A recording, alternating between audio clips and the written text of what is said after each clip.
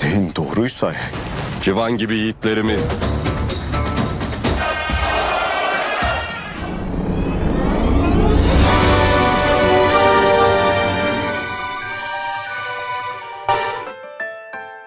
Sultan Mehmed mendapatkan penjelasan Kurjudohan dari Gelas Balik di mana ia mengetahui Giustiniani akan menyerang dari Nadia sebelum dia dipertemukan dengan Candarli. Salah satu anak buah Giustiniani masih hidup dan Sultan melarang untuk dibunuh. Sementara itu di sisi lain, Batal B dan Ishak Pasha memergoki Ferhat B berkeliaran di sekitar Meriam Shahi padahal para penjaga sedang tertidur. Dan dari kecurigaan ini, Ferhat B akhirnya ditahan agar nantinya dipertemukan dengan Sultan. Dari prajurit Giustiniani yang dibiarkan hidup, diperoleh informasi bahwa armada laut Pontus, utusan Kaisar Alexios akan datang. Di sisi lain, Platon kesulitan meniru api Grejuva. Saat itulah Kaisar Konstantinos datang dengan membawa putra Greg yang sangat mahir membuatnya. Sultan Mehmed mengambil langkah antisipasi, menghancurkan kapal bantuan yang datang dengan menggunakan meriam. Sebagai kehormatan, Kurjudohan dipersilahkan untuk menyalakannya. Alhasil, dalam sekejap, kapal-kapal itu terbakar habis. Itu artinya Konstantinopel akan dibiarkan berjuang sendirian lagi. Ferhat B terus menyangkal bahwa dirinya bukanlah mata-mata, apalagi pengkhianat. Namun Ishak Pasha lelah jika harus berdebat. Lebih baik Ferhat B berbicara langsung kepada Sultan. Sementara itu, Sultan Mehmed juga tengah berduka dengan syahidnya para darwis. Padahal saat ini mereka tengah dipercaya untuk mengatasi epidemik yang terjadi. Terpaksa Sultan Mehmed harus meminta bantuan dari Edirne.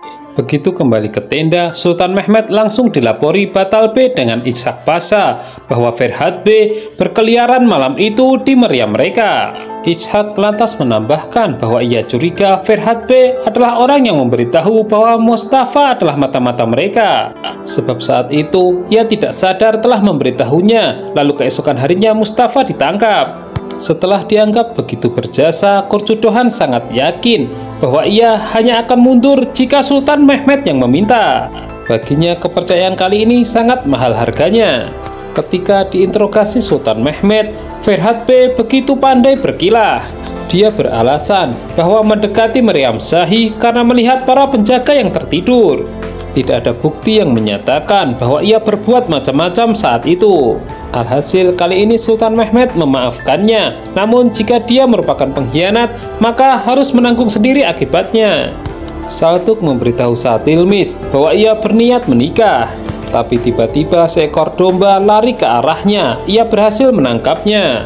Berhubung dia lapar, ia sengaja mematahkan salah satu kaki kambing tersebut dengan harapan kambing itu segera dimasak agar ia bisa makan. Ferhat B menerima informasi bahwa Sultan Mehmed meminta bantuan Edirne mengirimkan obat-obatan. Saat itulah ia mengirim perintah kepada Dugin untuk mencegah karavan tersebut. Ishak Pasha penasaran kenapa Sultan memaafkan Ferhat B. Untuk itu ia mencari tahu jawabannya sendiri, namun tidak mendapatkan apapun. Satilmis meramal Saltuk bahwa ia akan sulit menikah. Hal itu tentu bertentangan dengan niatan Saltuk sendiri setelah melihat Fatma. Candarli kembali menemui Sultan Mehmed, berharap Kurjudohan diganti karena sudah terlalu tua. Hanya saja Sultan Mehmed berkeyakinan bahwa Kalender belum cukup pengalaman. Di sisi lain, Haidar dan Kalender juga diam-diam terus menyusun rencana menyingkirkan Kurjudohan. Masalahnya mereka belum menemukan waktu yang tepat, sebab Kurjudohan terlanjur mendapatkan kepercayaan kembali Sultan Mehmed. Notaras meminta bantuan pendeta Genedius untuk mempengaruhi yang lain agar anak putrinya dibebaskan. Demetrios juga menawarkan diri membantu, namun Notaras tidak percaya sepenuhnya kepadanya. Karena dari awal, Notaras yakin Demetrios adalah pengkhianat. Sementara itu Kaisar Konstantinos shock mendapatkan kiriman hadiah berupa kepala Giustiniani. Meskipun ia tidak terlalu berduka, itu merupakan kekalahan lagi untuknya. Sultan Mehmed menyadari perpecahan di kubu Janisari. Untuk itu semua dikumpulkan untuk memberikan pengertian bahwa penaklukan ini tidak boleh ada perang saudara. Namun di situ Haidar menyampaikan keluhan bahwa sebagian prajurit Janisari tidak setuju dipimpin oleh Kurjudohan. Dan sebagai langkah konkret, sebagian mendukung Kurjojohan, sebagian mendukung Kalender. Untuk mengetahui jawabannya, Sultan Mehmet bertanya langsung kepada Kalender apa yang menjadikan alasan dirinya tidak mau mengakui Kurjojohan sebagai pemimpin. Karena alasan yang ia kemukakan dianggap tidak masuk akal, Sultan Mehmet marah. Baginya, kepentingan negara harus dijunjung tinggi dibandingkan kepentingan pribadi. Dan yang membuat Kalender semakin malu ketika Sultan Mehmet memaksanya mencium tangan Kurjojohan sebagai pernyataan kesetiaan. Dan bukan itu saja, belati kepercayaan Sultan ditarik kembali. Di sisi lain, rombongan karavan dari Edirne yang membawa obat-obatan disergap oleh Dugin. Tentu motifnya sangat jelas bahwa mereka tidak ingin epidemik berakhir. Tidak ada satupun yang bisa mengenali siapa pelaku perampokan ini. Di tempat lain, Aksemseddin berhasil menemukan obat penawar untuk mengakhiri pandemi dari penyakit langka. Sementara itu, Kaisar Konstantinos menggelar rapat dewan untuk menyelesaikan permasalahan yang terjadi. Di antaranya, desakan untuk membebaskan Anna. Di situ Demetrius memiliki solusi yang aneh, di mana dia mengajukan diri untuk menikahi Anna. Dengan begitu dimungkinkan ketegangan di Konstantinopel akan berakhir. Sultan Mehmet marah ketika mendapatkan kabar rombongan karavan dari Edirne disergap. Saat itu juga ia mengirimkan tugas untuk Balibe menyelidiki hal ini. Haidar merasa heran, Kalender kenapa mau mencium tangan Kurjojohan. Hanya saja Candarli memiliki pemikiran lain bahwa itu sudah seharusnya dilakukan di hadapan Sultan. Tapi meskipun begitu, itu tidak menghalangi rencana mereka berikutnya. Berhatbe sangat senang Dugin melaksanakan tugasnya dengan baik. Ia memerintahkan anak buahnya untuk mengirimkan emas. Saltuk terus memikirkan Fatma, namun ia merasa ditipu oleh Satilmis. Sementara dia bekerja keras menggali lubang, Satilmis justru hanya bersantai-santai. Namun emang dasar Saltuk, emosinya bisa diredam hanya dengan sebuah pujian. Di hadapan Sultan Mehmet, Zahanos mulai pesimis bahwa epidemik ini bisa diakhiri. Di waktu yang sama, Aksemseddin muncul dengan membawa obat penawar yang sudah ia temukan. Dengan begitu, Sultan Mehmet merasa satu masalah telah teratasi. Maka dari itu, Sultan Mehmet bisa berfokus pada penaklukan, yaitu memeriksa Meriam Shahi. Saruca memberitahu bahwa Meriam itu sudah siap dan daya ledaknya 2 kali lipat dari sebelumnya. Mendengar itu, Sultan Mehmet sangat bersemangat. Balibe tiba di penginapan untuk menyelidiki siapa bandit yang berani menyerang karavan. Hanya saja pemilik penginapan memberikan informasi yang tidak valid karena ia takut dan telah diancam. Kalender dan Haidar terus membuat kerusuhan di Janisari, kali ini berebut makanan. Orang yang lebih tua sengaja dimajukan untuk memancing emosi Kurjojohan. Dan untungnya, pengalaman yang berbicara, ia tidak terpancing sama sekali dan justru bertindak bijaksana. Di sisi lain, Saltuk juga tidak henti-hentinya ditipu oleh Satilmis. Apa yang dikatakannya selalu bertolak belakang dengan kenyataan. Hal itu membuatnya sangat jengkel.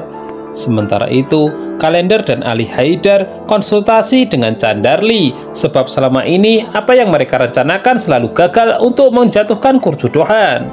Ternyata solusi yang ditawarkan Candarli cukup ekstrim, yaitu langsung menghabisi Kurjojohan saja. Berpindah ke harem, di mana terjadi kehebohan ketika Bayazid tidak berada di kamarnya.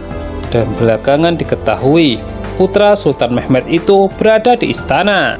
Dia pun menirukan setiap gaya yang dilakukan oleh ayahnya tersebut. Kepada Marahatun, Bayazid mengatakan jika semua ini adalah ajaran ibunya yang mempersiapkannya sebagai penerus tahta. Sultan Mehmet mempersiapkan anak buahnya bahwa mereka akan memulai lagi pengepungan. Sementara itu, Batalbe dan Balibe berhasil mengepung kawanan bandit. Hanya saja begitu diinterogasi, tiada satupun mereka mengetahui mengenai penyerangan karavan. Akan tetapi, petunjuk lain bisa dijadikan dasar untuk mereka bisa mengejar. Kalender dan Haidar mulai memprovokasi teman mereka yang lain agar memberontak. Jalurnya pun begitu ekstrim, yaitu menghabisi Kurjojohan dan memulai era baru Janisari. Pikiran Kaisar Konstantinos mulai buntu, di mana ia hanya mendengar kekalahan demi kekalahan. Di tempat persembunyiannya, Dugin ditemui anak buah Ferhat Bey untuk diberikan tugas baru. Saat ini, Sultan Mehmet membaca surat dari Marahatun yang menceritakan perkembangan Bayazid. Satu hal yang menjadi kekhawatiran adalah dia haus kekuasaan karena dipengaruhi oleh ibunya. Mengetahui hal itu, Sultan Mehmed mulai gusar. Masalah penaklukan cukup membuatnya stres, apalagi ditambah masalah harem. Marah Hatun menghukum seorang pengkhianat yang ingin mengadu domba dengan pemahaman sesat. Dia diinjak-injak kuda hingga tewas. Sementara itu pada malam hari, Dugin sedang berbincang-bincang dengan anak buah Ferhat B. Mereka pun mulai sama-sama tahu arah pemikiran tuan mereka. Hanya saja rombongan bandit tersebut sudah dikepung oleh Bali B dan Batal B. Alhasil terjadilah pertempuran sengit di antara kedua belah kubu. Berpindah sejenak ke Janisari, di mana Kalender dan teman-temannya terus mengintai kamar Kurjudohan. Belati dan pedang juga telah diasah. Inilah waktu yang tepat, karena saat ini Kurjudohan tengah sendirian. Ketika semua menuju tenda, tiba-tiba Kalender didatangi Atmaca dan diajaknya bersembunyi. Karena ternyata pada saat yang sama Sultan Mehmed sedang mencari para pemberontak karena mendengar dari informannya. Alhasil, Haidar dan teman-temannya seolah ditumbalkan. Dia ditampar dan tidak mendapatkan pengampunan lagi.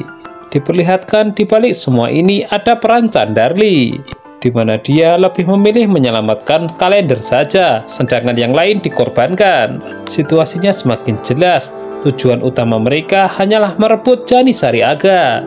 Kembali ke pertempuran dengan bandit, Batal B dan Bali B berhasil mengalahkan pasukan Dugin. Hanya saja ketika mereka lengah, mereka hampir saja kehilangan anak buah Ferhat B karena kabur. Hingga akhirnya Salatuk tiba-tiba muncul dan memberikan orang itu.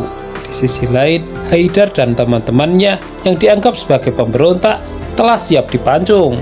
Hal itu sekaligus untuk pelajaran prajurit Janisari yang lain bahwa mereka harus patuh kepada pemimpin. Bagi Sultan Mehmed, Kurjudohan adalah pemimpin yang sah yang telah ia tunjuk. Saat diinterogasi, anak buah Ferhat B tidak mau buka mulut. Terpaksa dia harus dibawa ke hadapan Sultan untuk diadili. Sultan Mehmed dengan tegas memberikan peringatan untuk terakhir kali bahwa mereka tidak boleh terpecah belah. Tujuan mereka sangatlah mulia, yaitu menaklukkan Konstantinopel untuk kemenangan Islam. Sambil memenggal kepala Haidar dan yang lainnya, Sultan mengatakan jika mereka tidak boleh memiliki manusia selevel ini. Sebab jika tidak, maka kemenangan hanyalah mimpi. Dari awal sudah dijelaskan bahwa seorang prajurit harus memiliki kecintaan terhadap tanah air dan patuh kepada pemimpin. Terakhir, Sultan Mehmed mengumumkan bahwa pengepungan akan dimulai lagi.